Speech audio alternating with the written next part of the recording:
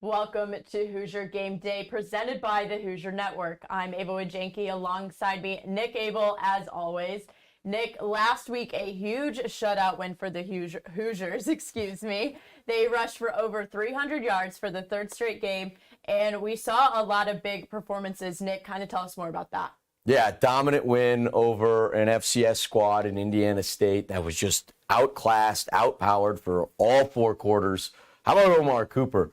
4 touchdowns, 200 yards, ridiculous performance from him, and Fernando Mendoza looked great, along with, as you said, that rushing attack for Indiana, which has kind of been the workhorse. All 3 of those guys had been phenomenal for 3 games this season. It's been the backbone of this offense so far. Absolutely. And last week we took kind of a deep dive, and especially our guest Will took a deep dive on the Indiana defense. You know, they needed to step up and put more together. We had seen not maybe the greatest thing out of week 2, and we were hoping that maybe week 3 we would see more than that. I was on the field the whole game, and it felt like this Indiana State quarterback kept getting sacked or tackles for loss. It just felt like they were always there with an answer. Granted, Indiana State maybe wasn't always the strongest to provide an answer for the defense, but Nick, how do you feel like that defense stepped forward in week 3? I mean, the defense looked great. You said it right in the opening, shutout. Whenever you can shut down a team like that, you're pretty happy with how you played. And yeah, Indiana State just had nothing they could do offensively to counter the front 7 of Indiana, and even as Will talked about last week, the boundary corners look good. Wasn't a lot of time to throw out there, but it was just a clinical performance from a defense that has looked good for pretty much outside of a couple of plays against Old Dominion, has been really good so far. Absolutely. And on this offense, we saw more explosive plays last game, which I think is huge. We had not really seen those in week 1 and week 2, and that was something that Cignetti had talked about he wanted to see more of. We saw a bit better red zone production. You know, that I think that's still something that this team can still efficiently work on. But I would say one of the biggest losses that we saw was Lee Beebe getting that non-contact injury. Nick, what does that kind of do for this offense losing him? Yeah, it hurts a lot. You have 3 great running backs, and Beebe had actually been the most effective statistically, like over 7 yards per carry. A little bit more of the elusive back in that backfield. Now, you still have Kaylon Black, who's your big bruiser running back who can do a lot, and he's been great. Roman Hemby out of Maryland's been phenomenal as well, but you just lose a little bit of that explosive playability, as we were just talking about, and it's going to be interesting to see how Curt Cignetti changes the offensive game plan without Beebe for the rest of the year. It's going to be a big loss. Fortunately for Indiana, they have 2 other phenomenal backs to hang their hat on.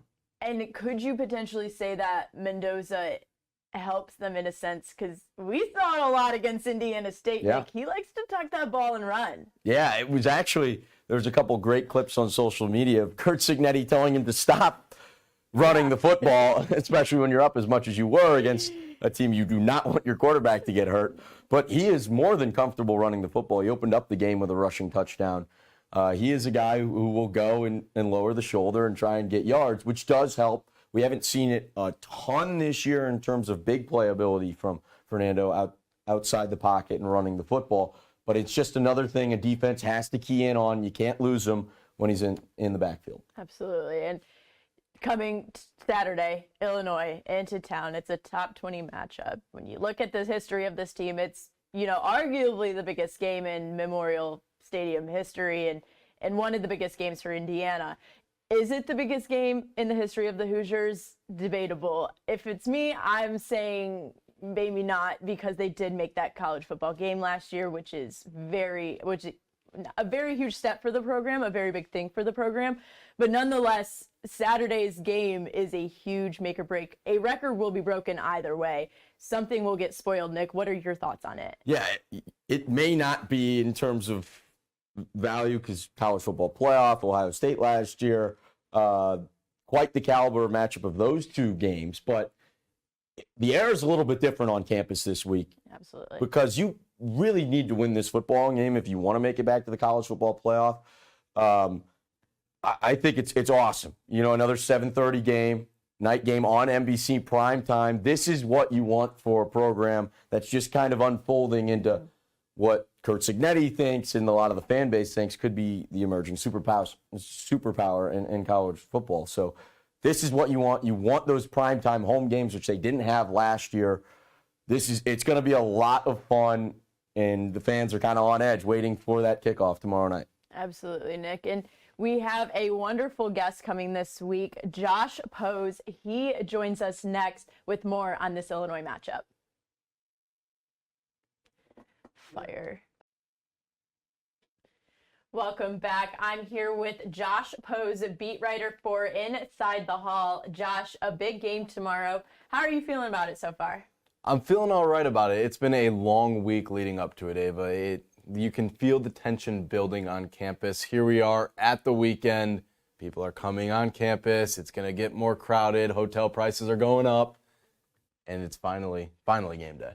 Absolutely, Josh. And when you look into this matchup, you say, it's finally game day. People coming in, lots of chatter. What is something from this matchup that you could see being a big storyline tomorrow? I think it's the quarterback play and Illinois' offense. They're a potent offense, not really as good as their defense is with Luke Altmaier, but he's a veteran. He's seasoned, he's experienced, he's been there before. So this crowd, 52,000, I think 626, if I'm correct, they're going to be loud. They're going to be against Luke Altmaier's offense and Brett Bielema's offensive style.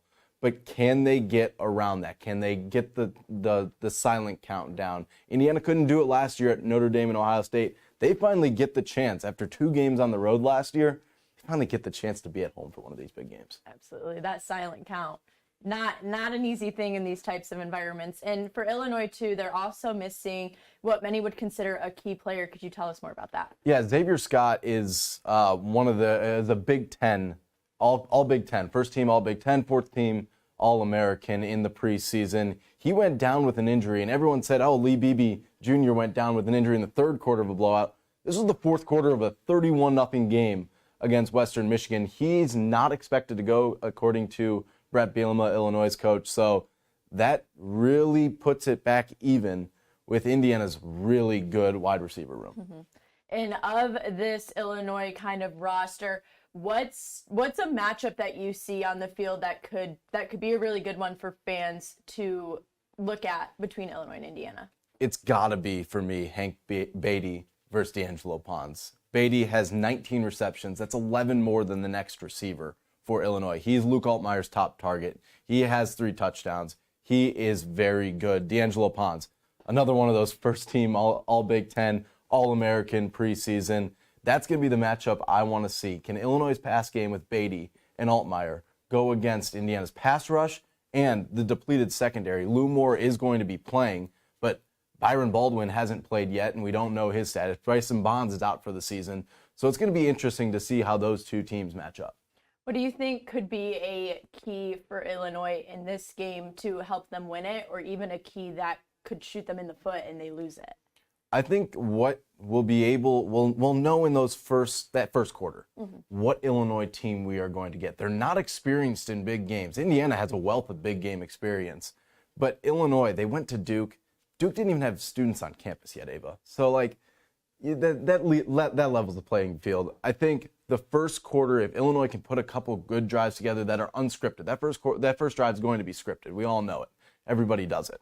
But once they go off script, can they handle the noise? Can they handle the pressure of the Indiana front seven? If they can't, that's really where they'll lose the game. They're a really good, talented team, but playing on the road in the Big Ten, especially in a sold-out crowd on a primetime game, that's where you lose games.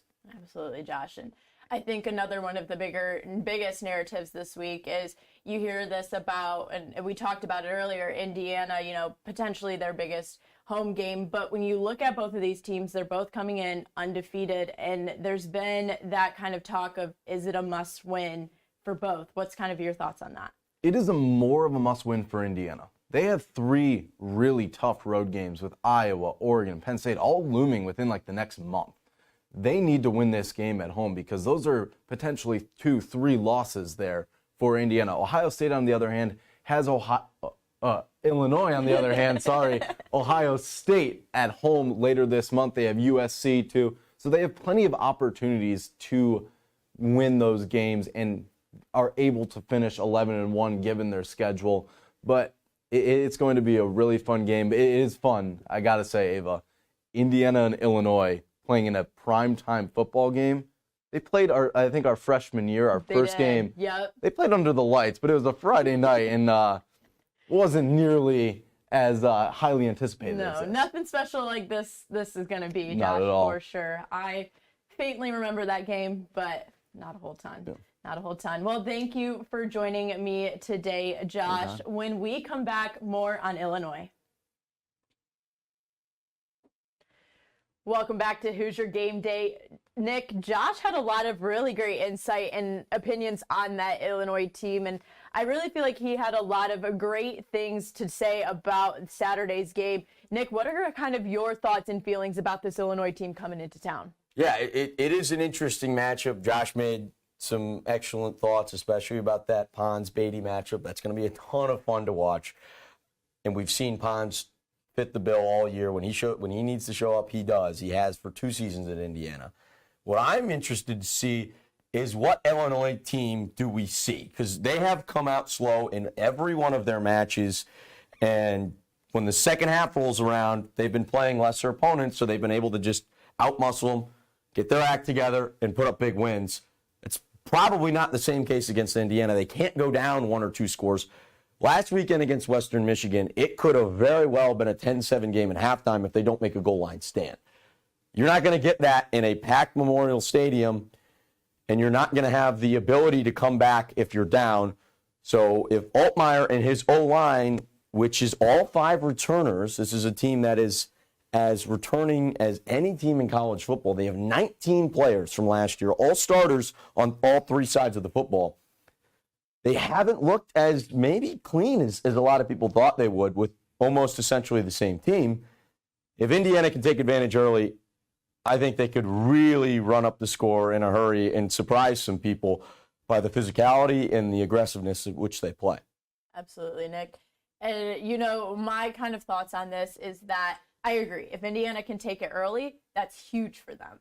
And they almost need to do that in a sense, because I fear we've kind of seen it in the Ohio State game. We saw it in the Notre Dame game. Something goes wrong and they can't really get it up or keep their confidence up, they will throw in the towel eventually. Granted, last year is last year, and this year is this year.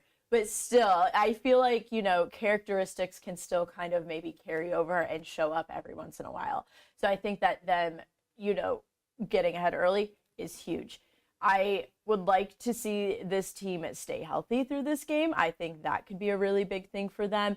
We talked about the BB loss. And, there's a lot of key components, and Cignetti has talked about it in the spring, in fall camp, and even now, that there are rooms on this team that are short. Yeah. And if they were to get any injuries in this game, Josh said it, they're coming up against Iowa, and then you have Oregon for your next 2. Granted, bye week in between Iowa and Oregon, but still your next 2. And so I could see this Illinois team also being very physical against Indiana. And if they were to come across injury, I could see that really hurting this team. As for a must win, I see it, yes, for Indiana. Yeah. I see it in the terms of you look at their playoff potential. I see it, yes, in terms of the media. It's a must win for Indiana. Also because if you don't win this, you now have to win Oregon and Penn State. You have to. Absolutely. How do you not? Yeah. You have to win Oregon and Penn State. And so I think them winning this helps provide an extra pad of security in this. For Illinois, I see it being a must-win for them as well, maybe with some different terms and circumstances on the line, but nonetheless, I think it helps prove that, if Illinois does win, that they are this big dog team, that they are legit. And so, I think it's the same and yet different in terms of must-win on either side of the team. And it's been said a lot on this show that we have the crowd advantage now. Against Notre Dame and Ohio State, we did not have the crowd advantage whatsoever. And we have the crowd advantage now. Does that help Indiana? You would think so. Should. We'll see. Be better. Yeah. But, you know, then I guess another question is, like, can Cignetti win big football games? And that kind of comes up next. Yeah, he said pre the Notre Dame matchup on the desk that we kill top 25 teams. We haven't seen it yet at Indiana. This is your first opportunity at home. And, of course, Illinois is going to get more leeway because you're on the road facing a hostile environment. But this is a game you have to win for Indiana because you're at home. And the expectation is if you're going to continue to be what you think you are in that great football school that you're trying to become, these are the type of games you have to win. You're favored at home. Yes, it's a tough opponent. Illinois is a fantastic football team and will, at the very least, I think, have 9 wins on the season. But this for Indiana is a great measuring stick. Where is your program in terms of where you think you are, where the media thinks you are, and where you actually are? If you can win this game and win it decisively, you could have a good chance of making it to another college football playoff. Now, you have to probably win at the very least one of those road games, Iowa, Oregon, Penn State. 2, you're in. But this is a great test, and it feels like a must-win, at least on campus and in terms of the perception from the media. You got to win this game, and I don't know if a lot of people have faith in this team because of Illinois. It's a weird brand matchup just because Illinois, Bulema's been great in his 5 years at Illinois. Okay, they've been up and down. It's a weird trajectory for them. They're finally starting to come into their own.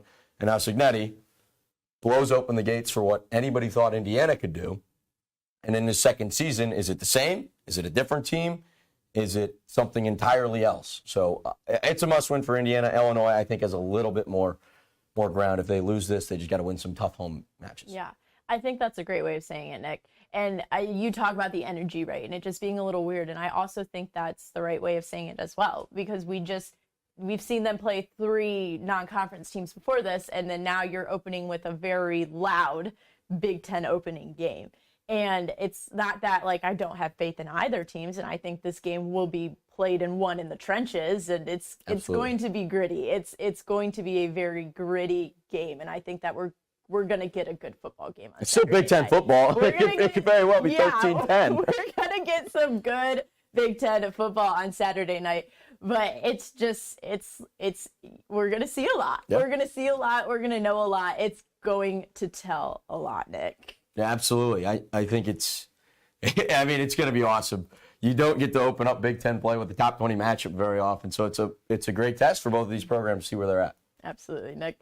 Well, Saturday night, Illinois comes into Bloomington at Merchants Bank Field at Memorial Stadium. Prime time, 7:30. As always, I'm Abel Wegenke. Nick Abel, our producer, RC Glover. For the Hoosier Net, you're watching Hoosier Game Day.